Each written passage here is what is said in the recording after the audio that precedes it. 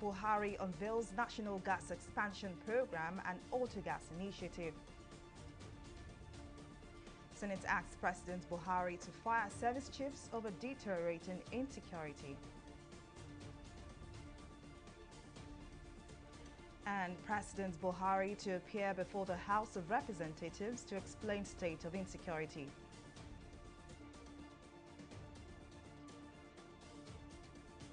Thank you for joining us on News Now. At this time, I am Folashade Ogurinde.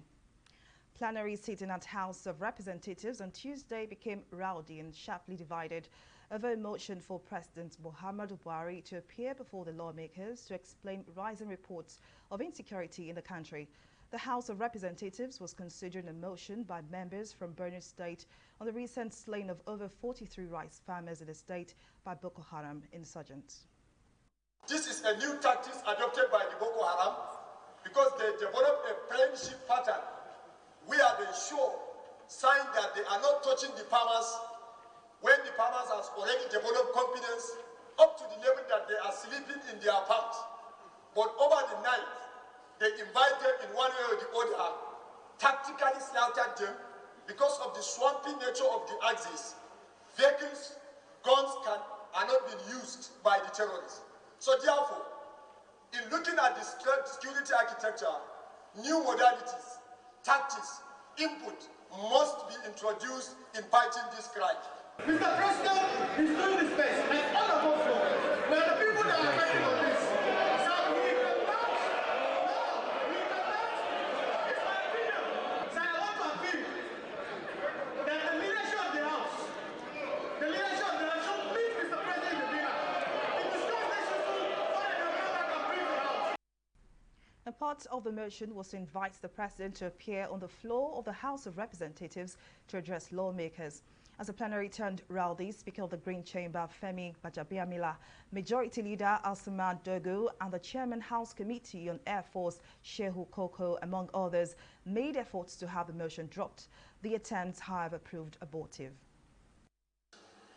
You and I know that the channel of discussion of security matters such as this will not be to invite the President to come and disclose issues of security and what they are doing. It will be counterproductive. And I understand the feelings and the emotions which you display and which you've always displayed on issues such as this. And I share that passion, I share that emotion. But in being, as parliamentarians, we must sometimes balance it and not just be a knee-jerk agreement with what is actually practical. In fact, I even got a single member of this parliament said, if my people are displaced, who elected me to come here, didn't know that I was elected in identity farm. One secondly, I've been saying that these security forces have been given all the support to the job. Sir, my amendment is that Mr. President should be invited to come and explain the security situation in the country, especially in the Northeast.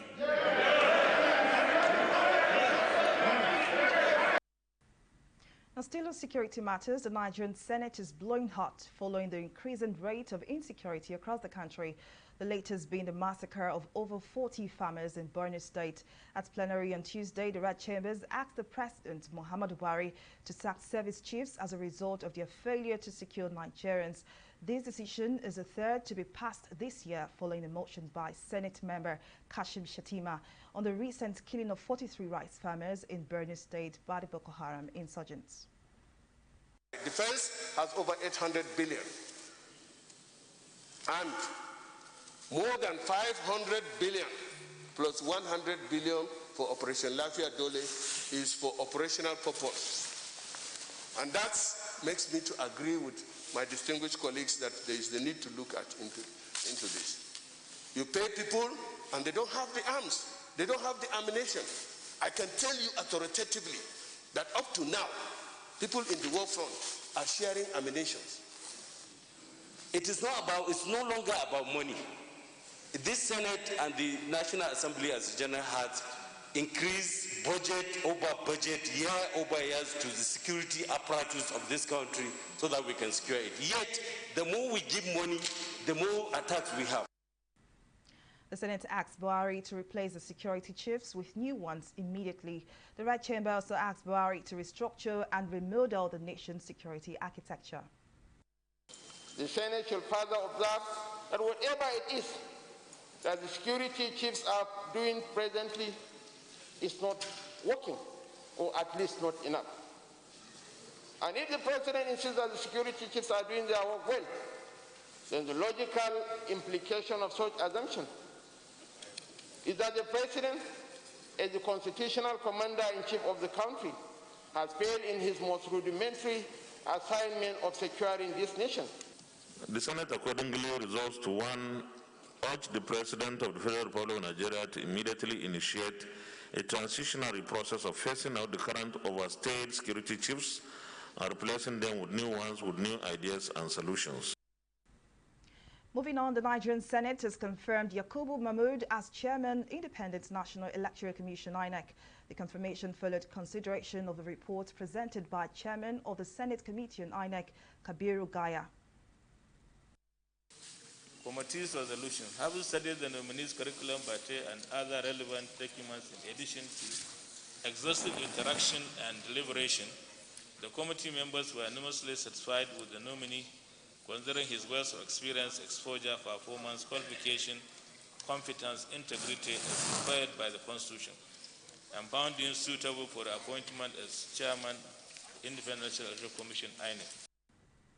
In their separate submissions, lawmakers believe that Mahmood Yakubu has proven to be unbiased and apolitical, therefore he deserved a second term. They further charged the just confirmed INEC chair on improvements to the country's electoral process.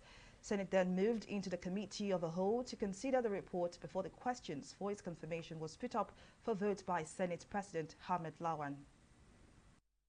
Mr. President, 2 days ago, I read in the newspapers that the PDP senators were opposed to the nomination of the nominee, and that today was going to be hot. But I'm very happy that everybody who has spoken, majority of the people who have spoken today are PDP senators supporting this nomination. That is to show that the belief or what people thought that is going to happen did not happen. Will the Senate confirm the nomination of Professor Mahmood Yakubu for appointment as Chairman, Independent National Electoral Commission, INEC? Those in favor say aye. Those against say nay. The ayes have it.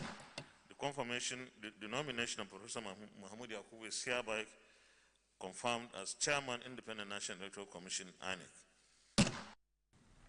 President Muhammadu Buhari has urged Nigerians to embrace the use of gas as an alternative to fuel, noting that the vast natural gas resources which Nigeria is endowed with has been used suboptimally as a result of a dearth of gas processing facilities and infrastructure. Speaking at a virtually held event at the State House to unveil National Gas Expansion Program and National Autogas Rollout Initiative, President Buhari said the deregulation of the downstream sector had exposed many to price volatilities in the global market, urging attention to more affordable alternative for energy, especially with Nigeria's heavy reserve.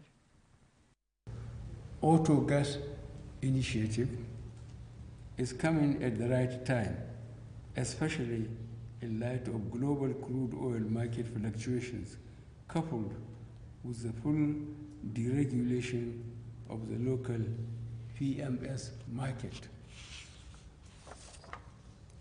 These developments have made it imperative to focus on gas as an alternative fuel to move Nigeria from the conventional dependence on white products for autos and prime movers of industrial applications to cleaner, more available, accessible, and affordable energy source. President Buhari appreciated Nigerians and organized labor for restraint, understanding and patience as the country tackles economic challenges, assuring that the federal government is working hard to ameliorate the situation. Minister of State Petroleum TV360 says government is rolling out different policies that would benefit the workers. We're going to have 1 million conversion kits for motorists, but we are going to be giving over 1,000 buses to NLC. We will start in the first quarter of next year with over 100 buses, and we'll continue to incrementally add buses until we are going to get to that number. Today, Your Excellency, Mr. President, you will be launching at this spot, 5 gas-powered transit buses and 10 converted buses for some of our agencies.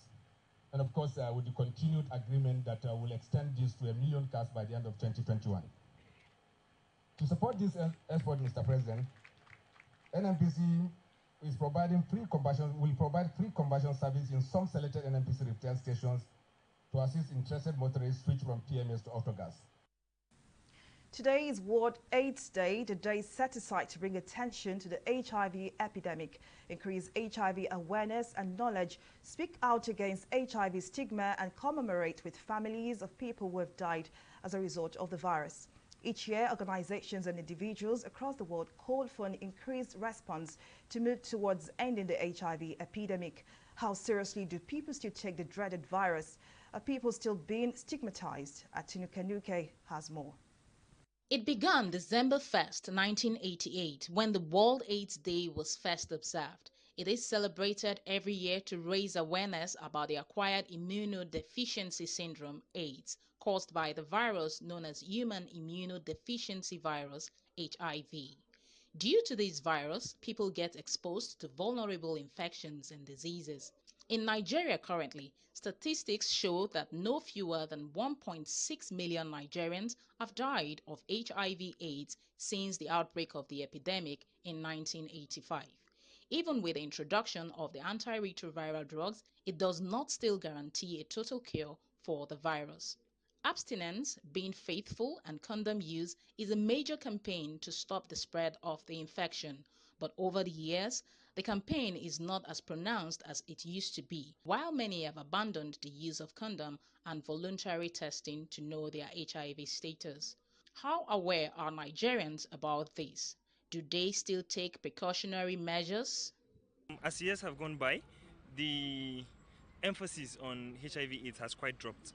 I noticed even in the advocacy series, a lot of attention has moved from HIV/AIDS to other issues, especially here in Nigeria. We focus more on girl-child education, we focus more on child marriage, out-of-school children. So I think, in my own view, because of how the sensitization has dropped, people have become carefree towards HIV/AIDS, and I'm sure the statistics would have shot up, but because we've not yet put so much emphasis, I think we're missing it in that aspect.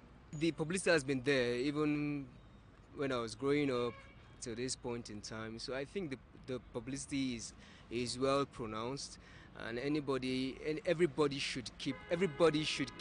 reasonable person should keep precautionary measures, and because HIV is real, and it's obvious HIV is real. And I think the precautionary measures are very important. I think people still keep it. I don't think so, because some other things have taken over this thing.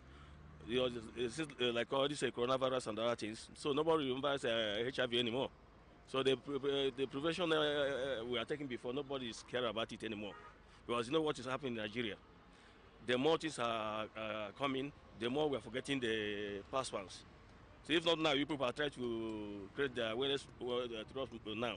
So I don't think that people are taking prevention measures as before.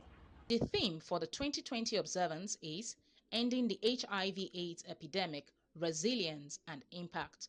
This theme, according to HIV.org, is also a reminder that people can achieve a thing if they make a joint effort to deliver high-quality services for treatment and prevention of HIV to the ones who are in need. Atinuke, TV360 News. Meanwhile, as the world marks the World AIDS Day every 1st of December, some Nigerians are still unaware of the many risks posed by contracting the disease in many forms. TV360 spoke to some people and discovered that there is still a high level of misconception about how the virus can spread, as quite a number of people narrow it down to only sexual intercourse. I support using protection because apart from HIV, there are also some other sexual transmitted diseases. So, and some of us have partners. So if you don't use protection, it simply means that you're trying to like spread diseases all around, because you can be sure of yourself, but you don't know who you are going to meet. I've never really seen anyone, had any person who confided in me and said he's HIV positive before. But because it's something that you can't be written on the forehead, you understand? So, but I know that sometimes it's like a way to repay evil, like especially for those that sleep around. It's a way to, like, how will I put it?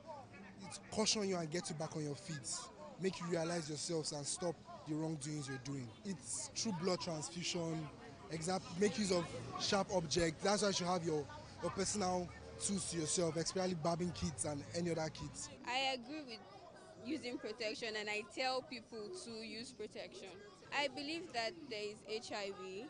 I believe that, people should actually, I think there should be more campaign on telling people or teaching people how to use protection against HIV and AIDS, not just HIV and AIDS, and other STD.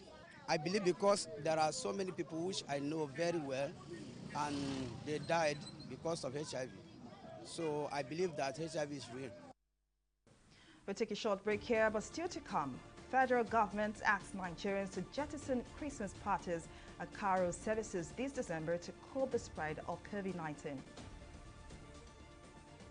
Corruption not in my country. That was a very good business. Yeah. The furniture you brought was very perfect. But that's how we roll. Because then let me do you receipts. Yeah. How much was it again? 1 million naira. Okay, write 2.5. The deal was for 1 million naira now. Okay, write 3 million. I'll give you 500. Oh no, I don't do business like that now. Yeah. In that case, give me back my check. Let me go and look for someone that understand business. Take. Your loss.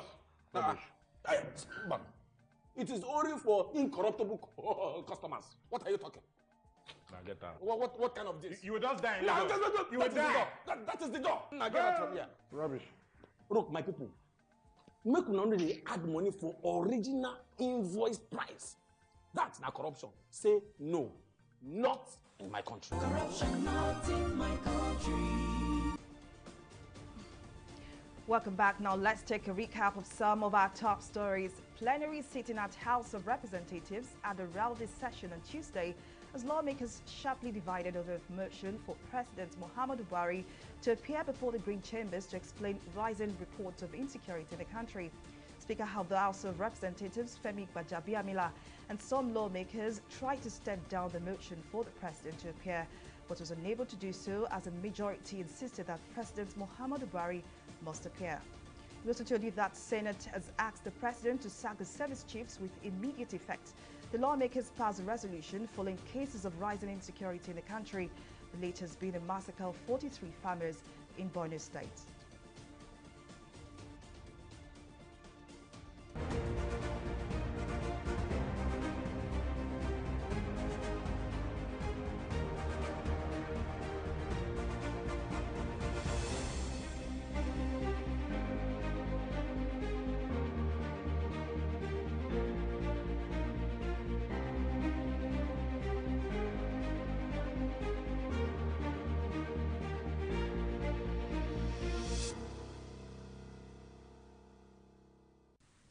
Welcome back. Let's turn our attention now to COVID-19 updates. The Nigeria Center for Disease Control, NCDC, says in spite of the announcement of vaccines discoveries to tackle the novel COVID-19 pandemic, the mass production of the vaccines is still far.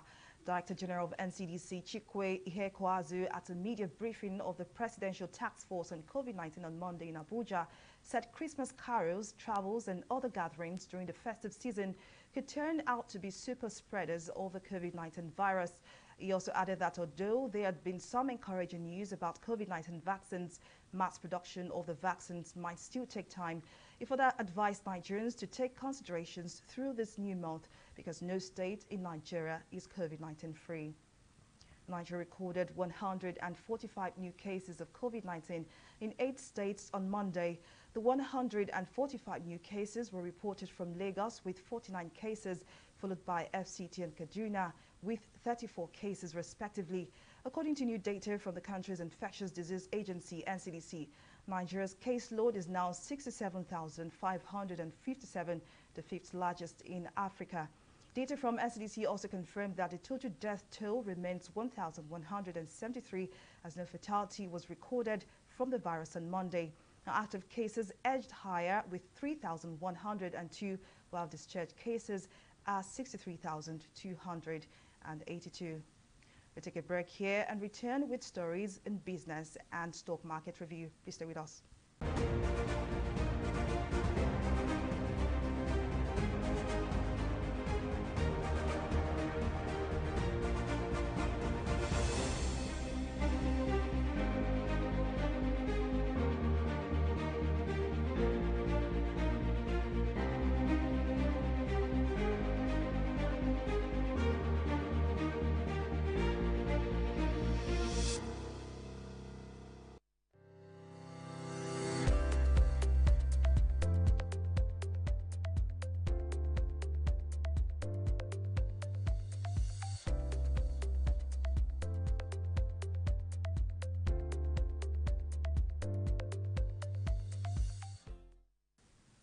Welcome back. Now let's join Abisola Adebayo for the latest in the world of business and stock market review. Thank you, Folashade. Welcome to Business News. Governor of the Central Bank of Nigeria, CBN, Godwin Emefiele, says Nigeria will exit its recession in the first quarter of 2021. Speaking at the 55th Chartered Institute of Banker of Nigeria's dinner in Lagos, the CBN governor said there is no cause to panic. He added that recovery from the ongoing recession is in sight as the country will bounce back in the first quarter of 2021. This next report has more on that story. Last month, Nigeria's economy slipped into its second recession in 5 years and its worst economic decline in almost 4 decades after the gross domestic product contracted for the second consecutive quarter. This downturn has been attributed to the coronavirus pandemic, which caused a significant decline in all revenues as global economic activities stalled for months. However, Governor of the Central Bank of Nigeria, Godwin Emefiele, insists that there is no cause for alarm as the nation's economic fundamentals remain strong. Nigeria would emerge from the recession by the first quarter of 2021 due to high-frequency data that indicates continued improvements in the non-oil sector of our economy. What that tells us is that there is conscious effort towards diversifying the base of our economy away from just oil. Because we feel Nigeria, with a population of over 200 million people, should not be a country where, when there's an exogenous shock, where we do not have control on price and quantity, Nigeria should not be sneezing. On the current rising inflation rate, Emefiele says more effort will be made to the supply side of the economy. Emphasis will be placed on strengthening the development finance initiatives of the Central Bank of Nigeria, working with close collaboration with our banks in order to stimulate greater production and reduce unemployment in our country. We intend to increase our support for measures that will aid improved cultivation of local produce in Nigeria, with particular emphasis on improving our yield levels as food inflation continues to remain in the key drivers of inflationary trends for now. On his part, Lagos State Governor Babajide Sanwo-Olu adds that his administration is making efforts on the production of local rice to cushion the impact of the dwindling economy. We are working closely with a lot of agribusinesses and make sure that Lagos become a preferred destination for them because the population is here, the numbers are here, and so we're working with the central bank, even in some of our own little intervention around the rice mill. Lagos State is manufacturing now. We're building the biggest rice mill actually in the country. It's a 32 metric ton per hour rice mill in the country, and we hope that by first quarter next year, the mill will be ready. The federal government has repeatedly said the recession will be short-lived, assuring that several interventions have been proactively introduced by the government to forestall a further decline of the economy and ease the negative consequences of the pandemic. Let's take a pause here and return with stock market review.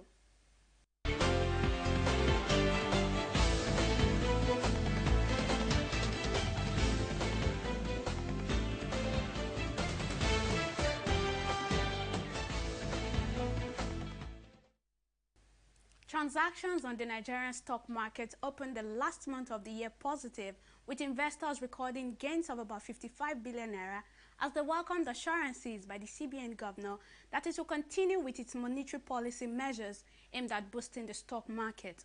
Crucial market indicators on the NSE appreciated by 0.30%.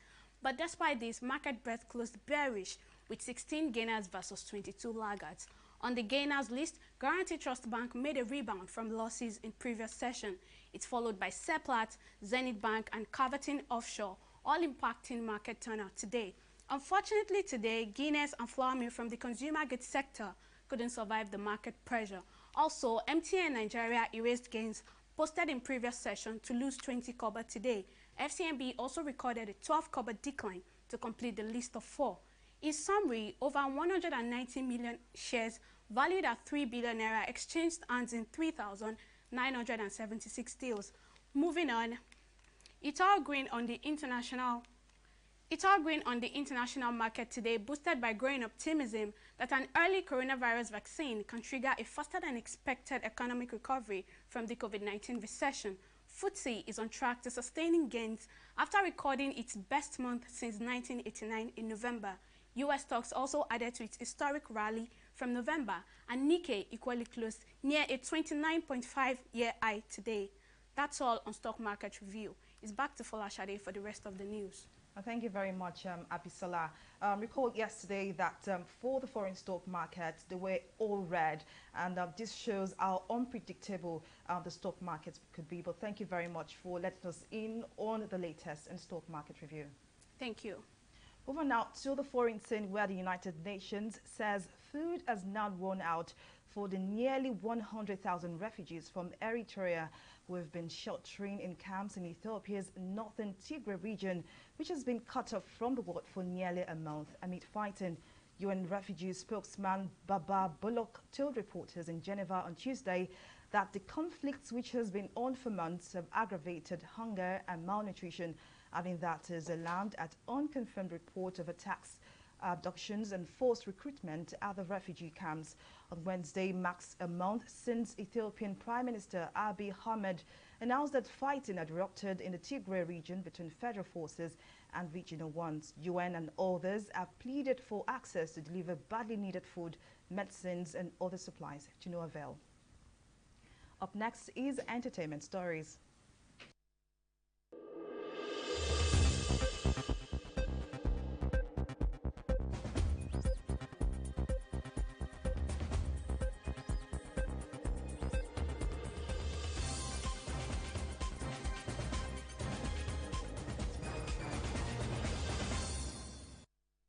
Nigerian singer Lex has joined the League of Landlords in Lagos. The singer, who shared photos of his new house, a one-story building including a penthouse on Instagram, said he had always dreamt of it happening. The karaoke winner is now one of Nigerian entertainers who bought a new house in 2020.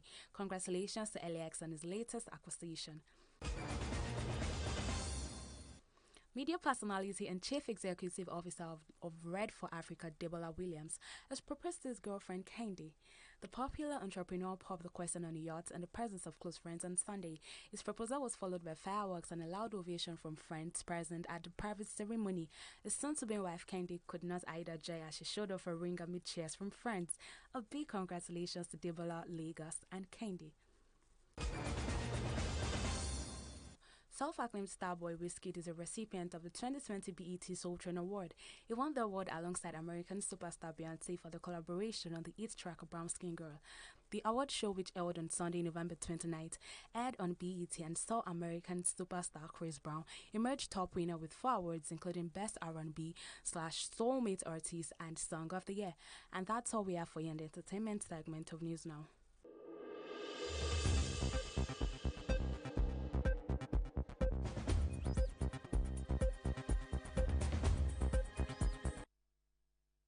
From entertainment and to sports, it's good news for women all over the world as Stephanie Frappert will become the first female official to take charge of a men's Champions League game when Juventus hosts Dynamo Kiev on Wednesday. France-born Frappert, who turns 37 next month, was the first female referee to officiate in a major UEFA competition match when Liverpool and Chelsea played in the Super Cup in Istanbul last year. And that's it in our package of news now. Thank you for watching. I am Fola Shadi Ogrindi.